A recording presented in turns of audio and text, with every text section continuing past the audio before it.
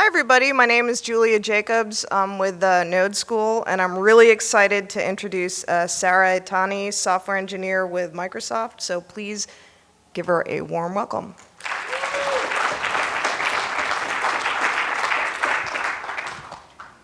So I have on my wrist this device. This device has a button.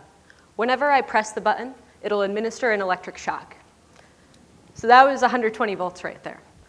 And the reason I have this device, because everyone asks me, they're like, Sarah, what is wrong with you? Why do you have a device that shocks you? And the reason is because it's to get rid of bad habits based off of Pavlovian conditioning. So, I associate a negative stimuli with whatever that bad habit is that I want to break. And over time, I stop doing the thing that I don't want to do. Now, people ask naturally, like, okay, well, if you have the self-awareness to actually know that you're doing something that you don't want to do, why don't you just stop doing that thing rather than shocking yourself? And the answer to that is that I'm human. And as a human with emotions and complexities and all of that stuff, I have a limited degree of willpower and cognitive energy to expend. And it turns out that it's much easier for me to press this button than it is to say, stop binge watching TV. And the thing is, it works. So I actually stopped binge watching TV. I replaced it with a habit to read more. And so why don't we just apply this to everything, right? Wouldn't it be amazing if, what about everyone in this room if we all had one of these devices? Everyone in the world could have one of these devices. And anytime someone posted some, racially charged comment on Twitter or, some misogynistic comment, it would electrocute you. And because the thing is, negative conditioning does work. But here's the problem with all of that. Moral implications aside, and there are moral implications to this, just in case you were curious, there is a very significant danger to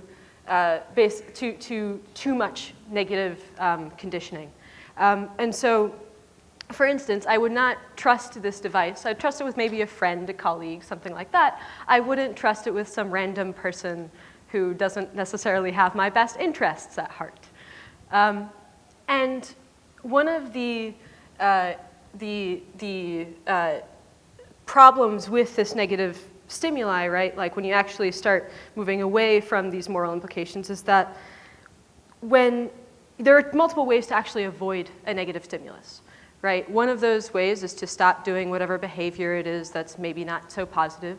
Another way is to just avoid, the person who might be nagging you about it or whatever, right? There are multiple different avenues. And it turns out, or to just stop speaking altogether. And there's also a lot of research that shows that, you actually a lot of people will lose sense of agency if there's too much negative conditioning. And that's actually can be, the sense of agency basically means that you feel like you have control over your environment and the world around you. And so these side effects can actually be a lot worse than the behavior itself that you were actually trying to stop in the first place. And so negative conditioning does work. And, but we're playing with fire there. And that's not to say that we shouldn't be direct with people. It's not to say that we shouldn't call people out on things. It's not to say that we shouldn't, that facts don't matter or anything like that. But just that that we need to be aware of some of the trade-offs that we're making when we're actually calling some of these things out. Because it can actually act, in the opposite direction of what our actual intentions were. To actually produce positive change. Now, diversity is an incredibly nuanced topic, and we would be doing ourselves an injustice, a disservice, if we were to oversimplify it. And one such oversimplification that probably everyone in this room has heard has been this whole notion of a diversity, leaking diversity pipeline, right, where you have this pipe, and then that represents STEM and science and technology, math, and then you have water going into the pipe, and those represent the people going into those fields, and then the pipe is leaking, and those represent the people going out of the field. And apparently, like, some people have different viscosities than other people, and so like they'll leak at like different rates. And the problem with the pipe example is that it's just like, it's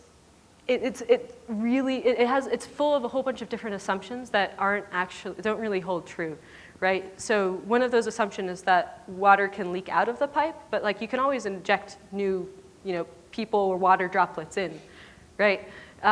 It's inside of the pipe, right? It's actually, there's not very much complexity there. It also makes the assumption that there's, people have kind of equal standing within the pipe.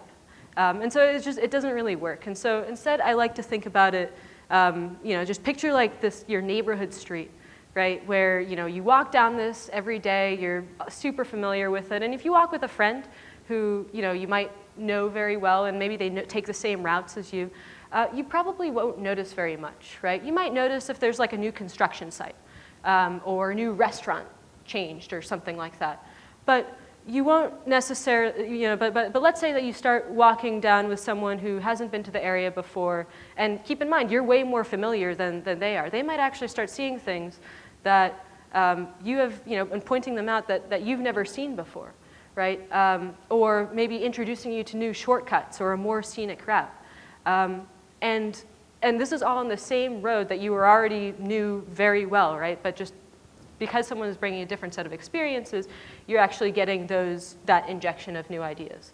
And so that's how I like to think about diversity. It's kind of increasing innovation and efficiency, but it's in the long run, right? You might expend some additional cognitive energy when you are trying to figure out this new route or something like that. But in the end, it ends up being good. Now, perhaps one of the most effective habits for actually promoting behavioral change is that thing that we all learned in grade school, right? Like the thing with the 2 ears, 1 mouth, that ratio, keeping that good. But listening, right? And it's a little bit more than that. It's not just about listening, but it's about active listening. And what I mean by that is reaching an understanding of someone's viewpoints and everything. Now, this sounds like super mushy gushy and everything like that. But this is actually one of the top techniques used by FBI hostage negotiators. And they, on the call, they'll actually have, in addition to the one person who's actually talking to the hostage taker, they'll have like 5 people who are listening into the phone call.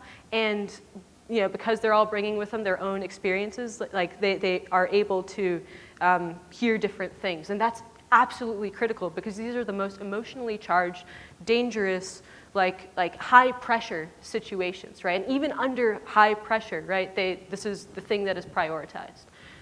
And why does this work so well, right? Well, one of the reasons that it works really well is because when you actually, when someone is feeling listened to, they actually, not only are you listening to them, but they also are more likely to actually listen to themselves and recognize inconsistencies in the way that they're thinking and in the way that they're processing information.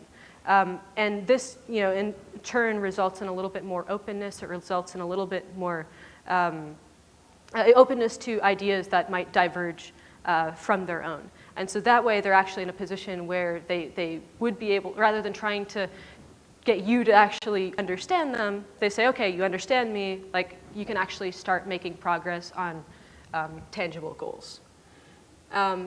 And so what I did was I actually decided to put this into practice. So after one of the diversity talks recently, I went around and for anyone who knows me, you know that I carry this like little notebook around with me everywhere. And I went around and asked a bunch of people, I was like, hey, what did you think about the diversity session? And usually the response is always something like, yeah, it was good. It's like high confidence there. What did you really think? And when you actually press people, right, like we were actually able to have some really, really amazing discussions. And they brought up a lot of really good critiques and points. And so I'm going to try and address a few of these now. I don't have the time to actually go through all of them. But they definitely all deserve a lot of discussion and thought. So the first one is the real problem is at the early stages, right? So before people even enter technology fields, how do we even get little girls interested in diversity, right? Shouldn't we just focus on that? And absolutely, there is a massive problem with actually getting, people actually interested in tech in the first place, and that would and being able to address that problem would certainly make a huge impact on promoting diversity at the later stages. At the same time, it doesn't mean that we should be discounting all of the barriers that are in place at later parts of the game, right? And that's for two reasons. One is we risk just kind of shifting the problem forward, which just means that this is going to last, we're going to have to keep solving the same problem again and again. And it's just going to take us a long time to get there. And then another thing is that there's an impact, a real impact that people who are at later stages can make on people who are at earlier stages. If you're, looking down this like depressing pipe, and like you see, your future and you see that, hey, it actually doesn't look all that great. There aren't any good role models or anything like that. Are you going to be inspired to actually like travel down there? If you know that that's what's going to happen. And so that's one of the reasons that we should still be focusing on those earlier stages. The second piece is it's all about diversity of thought. Why are we focusing on gender, race, and age, et cetera, right? And again, that's absolutely right. It is. I mean, I'm sure there are some socioeconomic factors that I don't claim to understand. But the way that I'm thinking about this is that gender, race, age, all of these factors they're things that are like more measurable. Like I don't know how else to measure like the diversity of one's brain as compared to like another person's brain. Like that doesn't really, like they tend to be good indicators, and as engineers we need like some way to actually measure our progress here. And so if there's a better way to actually say, hey, we're doing better, and actually drive and have these tangible goals to drive towards, then that's something that we should absolutely do. But they're indicators of diversity, but not necessarily the end goals in and of themselves. And the other piece is, isn't affirmative action lowering the bars? Well, what if we have all these quotas and everything like that? And is this could we risk over optimizing for that? And the truth is, I think whenever you introduce any sort of metric or number that you're having people drive towards, whether it be like quotas and diversity, or whether it be the bug counts on like a GitHub repo, right? Like you always risk going overboard there. But I think one of the things that's important is that we're not trying to lower the bar here. We are attempting to raise it, and it's but for the team collectively, not necessarily like we need to be thinking about this as far as how do we actually make all of our teams as efficient as possible, and the way to do that is by increasing innovation and efficiency as much as possible. So there are a bunch of other points, but I'm not going to go through them right now. The next piece that I wanted to cover was I looked into like some research, some other behavioral research in the space. So this is coming from Psychotherapy, and I don't think that you should go like psychoanalyze any of your friends or anything like that. Like I've done it before, it's weird. Like no one likes it. And so, but I think that there are some interesting points here, which is that if you can get to the stage where, no matter how fervently you disagree with someone's points or viewpoints, if you can actually accept who they are as an individual and really understand that they are an autonomous being and they're not necessarily going to change in the way that you want them to change, and that's okay and that's healthy, then that's actually, weirdly enough, like the best stage to be in for people to change. Now, the problem with this, and this has gone under like a lot of scrutiny, not necessarily because there's anything wrong with like if you can get to that state, then you are most likely to actually produce some healthy degree of change. The problem is that psychotherapy is like super slow, And if you talk to like a therapist, and a therapist is by definition supposed to like help people change, and this is just not, you can't reliably expect everyone to reach this relationship with everyone that they're working with. And so there's another field, which is solutions-focused therapy, which is interesting because instead they say, okay, we want to get to our answer as quickly as possible. How do we do that? And so let's ask these targeted questions. So one of those questions, and this is the miracle question. If you wake up tomorrow and a miracle happened, what would be the first signs that that miracle actually occurred, right? How would you know that everything is like suddenly magically fixed? And then you follow up, right? And you say, okay, great. So now that we have this tangible goal in mind, and you have this tangible vision, what are is there anything that in the past that you're saying that you're not in that state now? Are there any exceptions? Is there something that you can remember? Is there any other? When was the last time you were feeling that way, right? And then you say, okay, great. So you remember the last time you were feeling that way. Keep doing more of that, and this makes the goal actually achievable, and it kind of shrinks the change that people need to do because they know, hey, I already know how to get there, I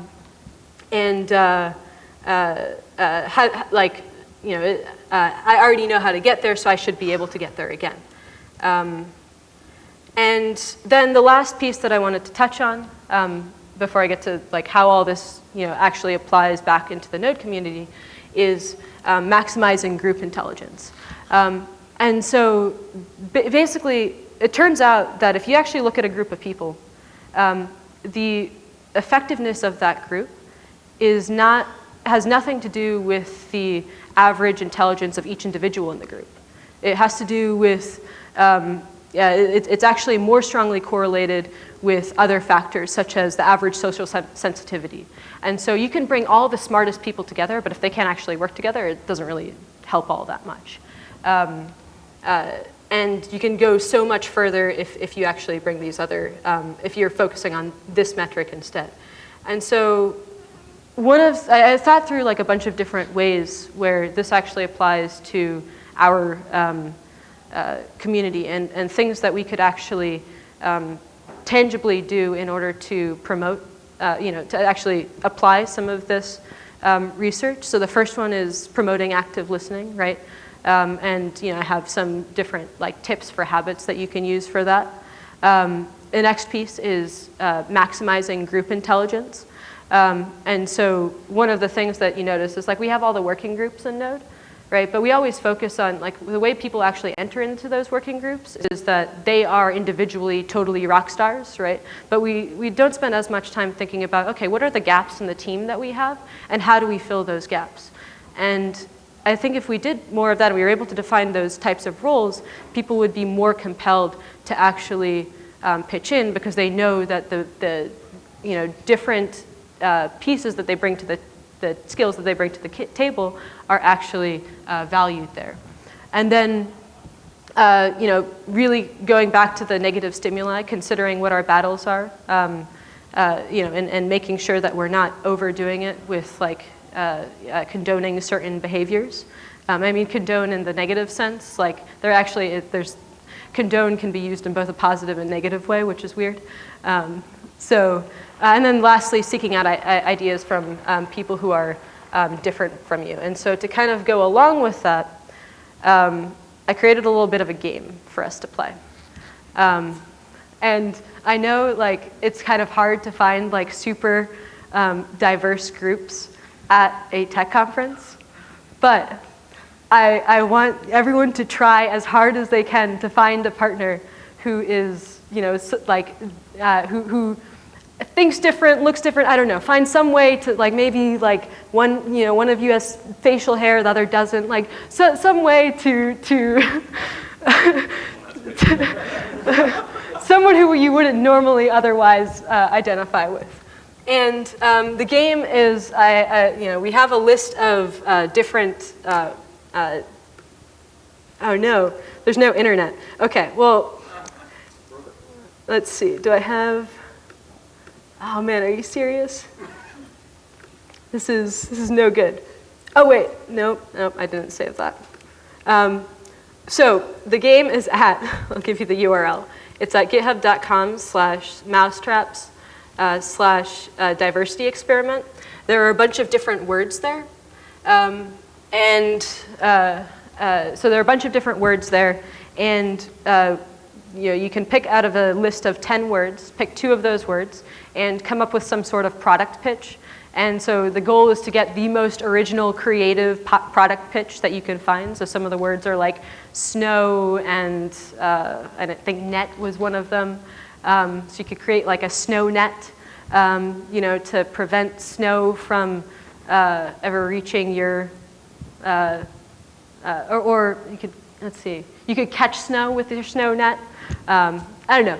You're all creative, and if you can pair up, and there's no time limit or anything on this. It's just kind of like a fun way to actually go meet different people, because it's called Node Interactive, so like, you should like interact. So anyways, let me know if, and I'd like actually, if you have any more feedback on this talk. Like I titled it, it was an experiment, I probably got a lot of things wrong in this, and I want to know what those things are so I can actually improve on the next time. And